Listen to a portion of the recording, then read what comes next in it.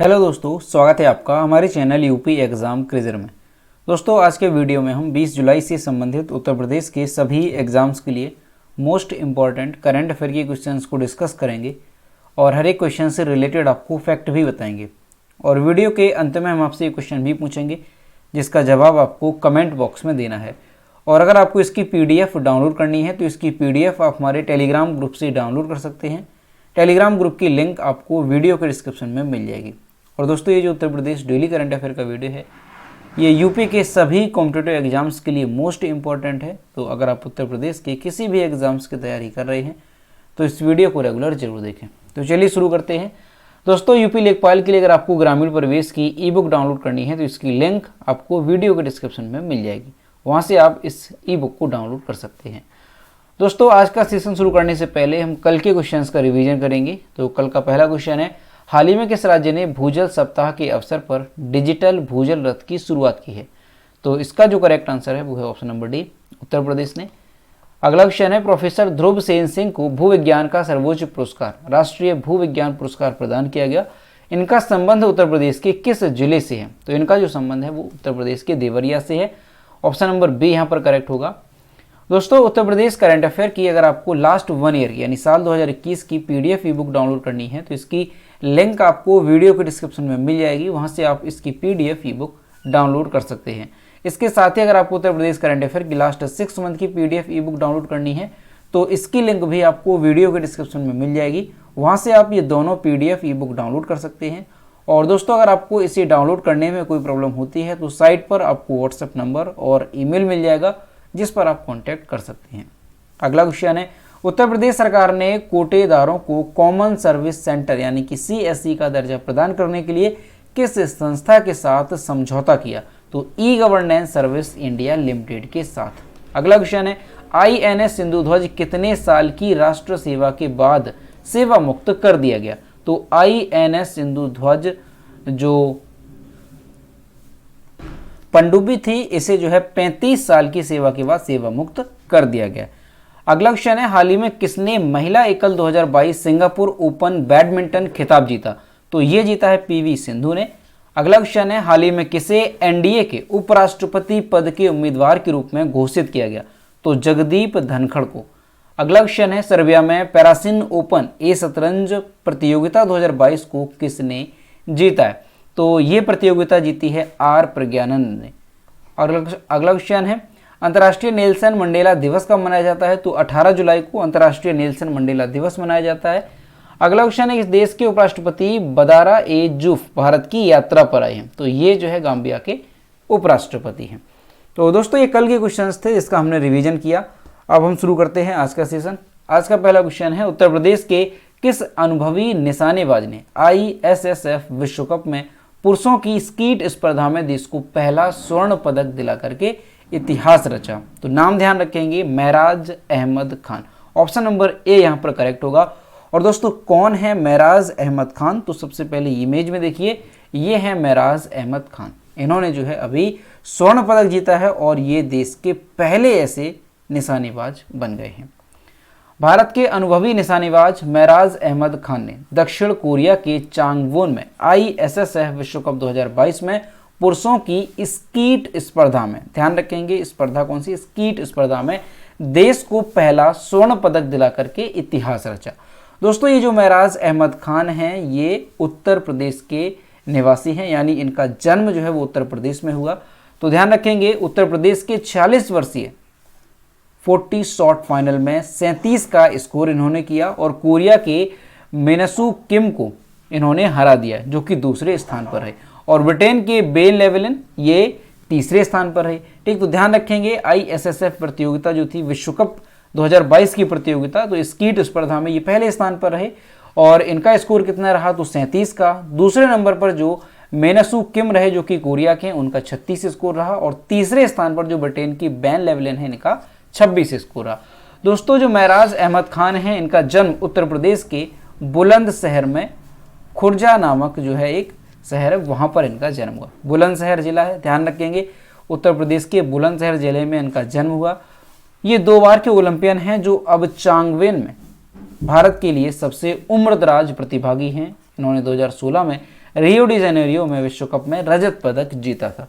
तो दोस्तों ये क्वेश्चन मोस्ट इंपॉर्टेंट है, अच्छे से याद रखेंगे आप इसे आप जो है नोट भी करेंगे कि जो महराज अहमद खान है ये उत्तर प्रदेश के निवासी हैं, बुलंदशहर की खुर्जा नामक शहर में इनका जन्म हुआ और इन्होंने जो है अभी गोल्ड मेडल जीता। किस प्रतियोगिता में? तो ISSF विश्व कप 2022 में इन्होंने गोल्ड मेडल जीता और स्कीट स्पर्धा में इन्होंने जीता और देश को ये पहला स्वर्ण पदक दिलाने वाले निशानेबाज बन गए हैं। तो ध्यान रखेंगे ये देश के पहले ऐसे निशानेबाज बने हैं जिन्होंने ISSF विश्व कप 2022 में पुरुषों की स्कीट स्पर्धा में गोल्ड मेडल जीता है। तो उनका नाम अच्छे से याद रखेंगे। अगला क्वेश्चन है, यूपी सरकार किस वर्ष में यूपी ग्लोबल इन्वेस्टर समिट का आयोजन करेगी? इसका जो करेक्ट आंसर है वो है ऑप्शन नंबर बी, जनवरी 2023 में। यूपी सरकार जनवरी 2023 में यूपी ग्लोबल इन्वेस्टर समिट का आयोजन करेगी। सीएम योगी आदित्यनाथ इस समीक्षा में बैठक में जो है इसके लिए निर्देश दिए। उन्होंने कहा कि यूपी ग्लोबल इन्वेस्टर समिट का आयोजन हमारी कार्य योजना का हिस्सा है। इसमें 10 लाख करोड़ रुपए के निवेश का लक्ष्य रखकर के कार्य किया जाएगा। यह ग्लोबल इन्वेस्टर समिट 2023 नए उत्तर प्रदेश की आकांक्षाओं को उड़ान देने वाली होगी। तो ध्यान रखेंगे कि यूपी जो सरकार है, उत्तर प्रदेश सरकार जो है ये 2023 में जनवरी 2023 में यूपी ग्लोबल इन्वेस्टर समिट का आयोजन करेगी। अगला क्वेश्चन है, मदरसों में दाखिले की न्यूनतम उम्र तय करने के लिए कौन सी राज्य सरकार एक समिति बनाएगी? इसका जो करेक्ट आंसर है वो है ऑप्शन नंबर ए, उत्तर प्रदेश सरकार। दोस्तों क्या है कि जो उत्तर प्रदेश सरकार है यहाँ पर जो है 16 जुलाई 2022 को अल्पसंख्यक कल्याण राज्य मंत्री जो दानिश आज़ाद अंसारी हैं, इन्होंने बताया कि राज्य के जो मदरसे हैं तो उनमें दाखिले यानी एडमिशन की न्यूनतम आयु सीमा निर्धारित की जाएगी। जैसे कि अभी देखा जाए, जैसे CBSE बोर्ड होता है, केंद्रीय माध्यमिक शिक्षा बोर्ड है, या इसके अलावा council for the Indian school certificate examination है, या कोई भी जो एग्जामिनेशन होता है तो उसमें एक न्यूनतम एज होती है। तो उसी तरह से जो मदरसे हैं, आप सभी को पता होगा कि मदरसे क्या होता है, तो जो मुस्लिम समुदाय के छात्र होते हैं उनके लिए मदरसे होते हैं, उनमें जो है उनकी पढ़ाई की जाती है। तो जो मदरसे हैं उनमें अभी क्या था, न्यूनतम कोई उम्र नहीं थी। तो अभी क्या है, इनकी न्यूनतम आयु जो है सीमा निर्धारित की जाएगी कि इस आयु के बाद ही जो है उसका एडमिशन किया जाएगा। तो ऐसी जो उत्तर प्रदेश सरकार है उसने एक आयु निर्धारण संबंधी निर्णय लिया जाएगा, ऐसी समिति बनाई जाएगी उत्तर प्रदेश में। तो ये आप यहाँ पर ध्यान रखेंगे कि आपसे अगर पूछा जाए कि मदरसों में दाखिले के लिए न्यूनतम आयु सीमा निर्धारित करने को लेकर किस राज्य में एक समिति बनाई जाएगी, तो आंसर हो जाएगा उत्तर प्रदेश। अगला क्वेश्चन है, सीवर सेप्टिक टैंक की सफाई के लिए सरकार ने किस योजना को तैयार किया है? इसका जो करेक्ट आंसर है वो है ऑप्शन नंबर बी, नमस्ते योजना को। केंद्र सरकार ने सीवर और सेप्टिक टैंक की सफाई के लिए national action plan for mechanised sanitisation ecosystem यानी कि नमस्ते, इसका फुल फॉर्म भी ध्यान रखेंगे, कई बार फुल फॉर्म पूछ लिया जाता है। तो नमस्ते का जो फुल फॉर्म है वो क्या है, national action plan for mechanised sanitation ecosystem, ये इसका फुल फॉर्म है। तो ये जो योजना है वो तैयार की गई है केंद्र सरकार के द्वारा। इसका उद्देश्य क्या है, तो भारत में स्वच्छता कार्यों में शून्य मृत्यु जैसे परिणाम प्राप्त करना और सभी सीवर और सेप्टिक टैंक स्वच्छता श्रमिकों को वैकल्पिक आजीविका प्रदान करना इसका उद्देश्य है। दोस्तों ये जो योजना है 16 अगस्त 2022 से भारत के 500 शहरों में शुरू की जाएगी। तो अभी जो है इस योजना को तैयार किया गया है, लेकिन इसे जो शुरू है वो कब किया जाएगा, तो 16 अगस्त 2022 को इसे शुरू किया जाएगा। और ध्यान रखेंगे योजना कौन सी है, नमस्ते। और ये जो योजना है ये किस लिए शुरू की जा रही है, तो ध्यान रखेंगे सीवर और सेप्टिक टैंक की सफाई के लिए इसे शुरू किया जा रहा है। अगला क्वेश्चन है, किस संस्थान में भारत में निर्मित रोबोटिक सर्जरी प्रणाली स्थापित की गई? इसका जो करेक्ट आंसर है वो है option number A, Rajiv Gandhi cancer संस्थान। राजीव गांधी कैंसर संस्थान और अनुसंधान केंद्र नई दिल्ली ने पहली बार made in India surgical robotic system SSI Mantra स्थापित किया, जिसे नए जमाने के भारतीय med tech startup SS innovation द्वारा तैयार किया गया है। विश्व प्रसिद्ध robot cardiac surgeon doctor Sudhir P Srivastava के दिमाग की उपज सरल SSI मंत्र भारत में सर्जिकल प्रक्रियाओं के एक नए युग की शुरुआत का संकेत देगा, जिससे रोबोटिक सर्जरी हमारे देश के लोगों के लिए सुलभ और सस्ती हो जाएगी। अब दोस्तों ये क्वेश्चन भी मोस्ट इम्पॉर्टेंट है। क्यों है? यहाँ पर आपने क्वेश्चन को समझा कि जो राजीव गांधी कैंसर संस्थान और अनुसंधान केंद्र है नई दिल्ली में, यहाँ पर जो है क्या हुआ है, तो यहाँ पर जो है made in India surgical robotic system SSI Mantra स्थापित किया गया है। यानी इसका मतलब ये है कि जो ये संस्थान है यहाँ पर जो है जो सर्जरी का काम है वो रोबोट के माध्यम से किया जाएगा।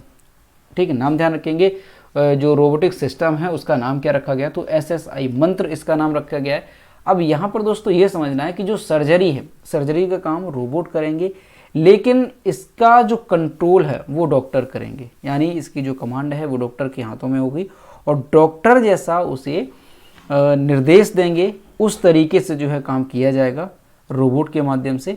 तो ये यहाँ पर आपको ध्यान रखना है कि ऐसा नहीं है, बिल्कुल रोबोट जो है वो अपने तरीके से नहीं करेगा काम।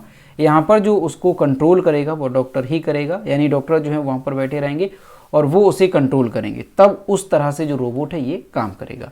ठीक, तो ये चीज़ ध्यान रखनी है। और यहाँ पर एक नाम ध्यान रखना है, जो विश्व प्रसिद्ध रोबोट कार्डियक सर्जन है डॉक्टर सुधीर पी श्रीवास्तव। ठीक है, जो सुधीर पी श्रीवास्तव हैं, इन्होंने ही जो है इसे विकसित किया है। तो ये चीज़ आप यहाँ पर ध्यान रखेंगे और आपको संस्थान का नाम ध्यान रखना है, क्योंकि पूछा जा सकता है कि किस संस्थान में स्थापित किया गया, तो राजीव गांधी कैंसर संस्थान और अनुसंधान केंद्र नई दिल्ली में। ठीक है, लेकिन एक बात और ध्यान रखनी है यहाँ पे कि जो रोबोट है ये, इसका जो कंट्रोल है, इसकी जो कमांड है वो डॉक्टर के हाथों में ही रहेगी। अगला क्वेश्चन है, किस देश के ऑलराउंडर क्रिकेटर बेन स्टोक्स ने वनडे से संन्यास की घोषणा की? इसका जो करेक्ट आंसर है वो है ऑप्शन नंबर बी, इंग्लैंड। यहां पर आप इनकी इमेज देख सकते हैं, ये इंग्लैंड के ऑलराउंडर बेन स्टोक्स। इंग्लैंड के ऑलराउंडर बेन स्टोक्स ने एक दिवसीय क्रिकेट से संन्यास लेने का चौंकाने वाला ऐलान किया। उन्होंने कहा कि 3 प्रारूप अभी मेरे लिए अस्थिर हैं। 31 वर्षीय अपना आखिरी वनडे दक्षिण अफ्रीका के खिलाफ डरहम में अपने घरेलू मैदान पर खेलेंगे। स्टोक्स के वनडे करियर को लॉर्ड्स में न्यूजीलैंड के खिलाफ 2019 विश्व कप फाइनल में उनके प्लेयर ऑफ द मैच प्रदर्शन के लिए हमेशा याद किया जाएगा। दोस्तों, ये जो बेन स्टोक्स हैं, इन्होंने 2011 में आयरलैंड के खिलाफ वनडे में पदार्पण किया था और स्टोक्स ने 3 शतकों सहित 2919 रन बनाए और प्रारूप में 74 विकेट लिए। तो यहाँ से आपको यही ध्यान रखना है, एग्जाम में आपसे क्वेश्चन पूछा जा सकता है कि किस देश के ऑलराउंडर बेन स्टोक्स ने एक दिवसीय क्रिकेट से संन्यास लिया, तो आंसर हो जाएगा इंग्लैंड। अगर ये पूछा जाए कि हाल ही में जो बेन स्टोक्स हैं, जो खिलाड़ी हैं, इन्होंने संन्यास लिया, तो ये किस खेल के खिलाड़ी हैं, तब आंसर हो जाएगा आपका क्रिकेट से। और अगर ये पूछा जाए कि हाल ही में इंग्लैंड के ऑलराउंडर बेन स्टोक्स ने क्रिकेट के किस प्रारूप से संन्यास लिया है, तो ध्यान रखेंगे एक दिवसीय क्रिकेट से। अगला क्वेश्चन है, हाल ही में भूपेंद्र सिंह का निधन हो गया, ये किस क्षेत्र से संबंधित थे? इसका जो करेक्ट आंसर है वो है ऑप्शन नंबर सी, गायकी से। और यहाँ पर आप इनकी इमेज देख सकते हैं। महान गजल गायक भूपेंद्र सिंह का संदिग्ध पेट के कैंसर और कोविड-19 से संबंधित जटिलताओं के कारण निधन हो गया। इनकी एज कितनी थी? तो 82 वर्ष के ये थे। दोस्तों, ये जो भूपेंद्र सिंह थे, इन्होंने कई बड़े जो गायक रहे उनके साथ काम किया है।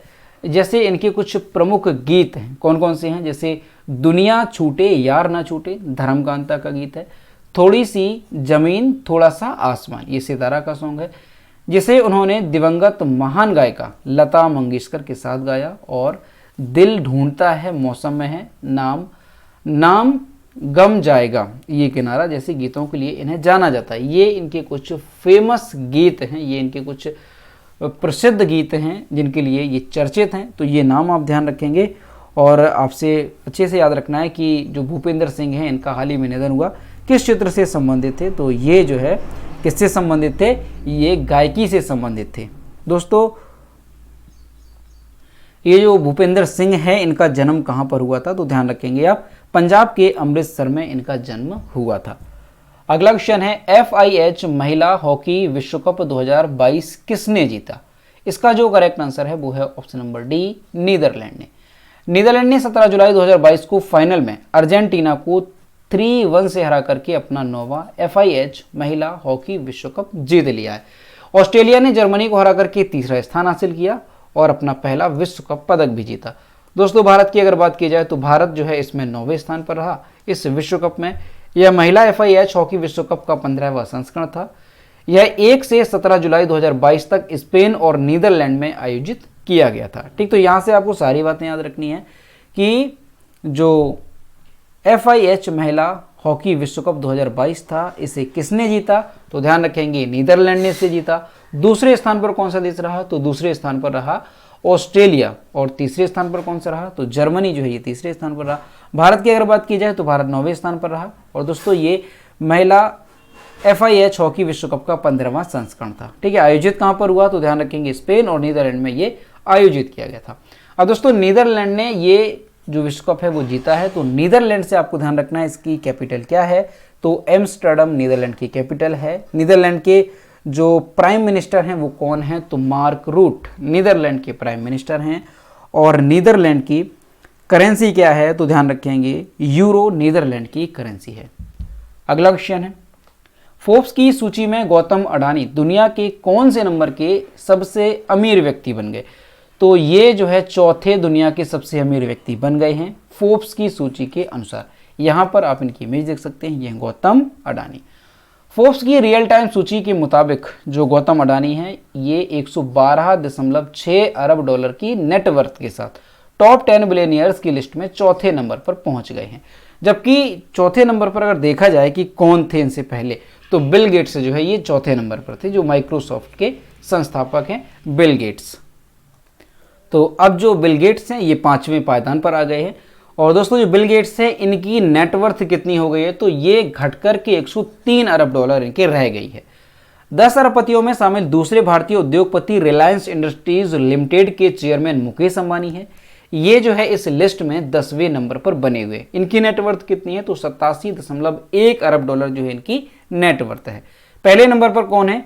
तो पहले नंबर पर है टेस्ला और स्पेस एक्स के जो CEO हैं एलन मस्क, ये जो है शीर्ष स्थान पर बने हुए हैं। इनकी संपत्ति कितनी है? तो 230 अरब डॉलर इनकी नेट वर्थ है और ये दुनिया के सबसे अमीर इंसान हैं। तो ध्यान रखेंगे फोर्ब्स की रियल टाइम सूची के मुताबिक कि दुनिया के जो सबसे अमीर व्यक्ति कौन है? वो एलन मस्क हैं। और वहीं अगर देखा जाए कि चौथे नंबर पर कौन पहुंच गए हैं, तो गौतम अडानी जो है ये पहुंच गए हैं किस नंबर पर? चौथे नंबर पर। किसे पीछे छोड़ करके? तो माइक्रोसॉफ्ट के बिल गेट्स को पीछे छोड़ करके। दोस्तों यहां पर अगर देखा जाए जो गौतम अडानी हैं ये भारत के सबसे अमीर व्यक्ति और एशिया के सबसे अमीर व्यक्ति बन गए हैं। तो ये बात भी आपको यहाँ पर ध्यान रखनी है, क्योंकि जो मुकेश अंबानी है वो जो है फोर्ब्स की रियल टाइम सूची के अनुसार 10वें नंबर पर पहुंच गए हैं। इनकी जो नेटवर्थ है उसमें कुछ कमी आई है और जो गौतम अडानी है इनकी नेटवर्थ में बढ़ोतरी हुई है। तो ये जो है 112.6 अरब डॉलर की संपत्ति के साथ दुनिया के चौथे सबसे अमीर व्यक्ति बन गए हैं। अगला क्वेश्चन है, हाल ही में इंटरनेशनल क्रिकेट में एशिया की सबसे तेज 10,000 रन बनाने वाले खिलाड़ी कौन बने? इसका जो करेक्ट आंसर है वो है option number C, Babar Azam. और यहां पर आप इनकी इमेज देख सकते हैं। दोस्तों ये क्वेश्चन मोस्ट इंपॉर्टेंट रहेगा, इसलिए आप इसे जो है नोट कर लेना और अच्छे से ध्यान रखेंगे कि जो पाकिस्तान के कप्तान हैं बाबर आजम, ये जो है पूर्व भारतीय कप्तान विराट कोहली का इन्होंने एक रिकॉर्ड तोड़ दिया। वे 3 फॉर्मेट में एशिया के सबसे तेज 10,000 रन बनाने वाले बल्लेबाज बन गए। आजम ने ये जो उपलब्धि है वो 228 पारियों में हासिल की है, जबकि विराट कोहली के नाम पर ये जो रिकॉर्ड था 10,000 रन पूरे करने का वो 232 पारियों में था। ठीक है, इन्होंने 228 पारियों में पूरी कर लिया। अगर वर्ल्ड की बात की जाए तो वेस्ट इंडीज के जो पूर्व महान बल्लेबाज विवियन रिचर्ड्स, इनके नाम जो है 10,000 रन पूरे करने का वर्ल्ड रिकॉर्ड है। इन्होंने 206 पारियों में ये कारनामा करके दिखाया था। तो दोस्तों ध्यान रखेंगे, हाल ही में जो बाबर आजम हैं पाकिस्तान के ये कप्तान हैं, इन्होंने जो विराट कोहली हैं उनका रिकॉर्ड तोड़ दिया 10,000 रन बनाने का तीनों फॉर्मेट में। तो ध्यान रखेंगे जो बाबर आजम हैं इनके नाम पर हो गया है सभी 3 फॉर्मेट में 10,000 रन बनाने का रिकॉर्ड सबसे तेज। इन्होंने जो है 228 पारियों में ये उपलब्धि हासिल कर ली, जबकि जो विराट कोहली थे उन्होंने 232 पारियों में ये उपलब्धि हासिल की थी।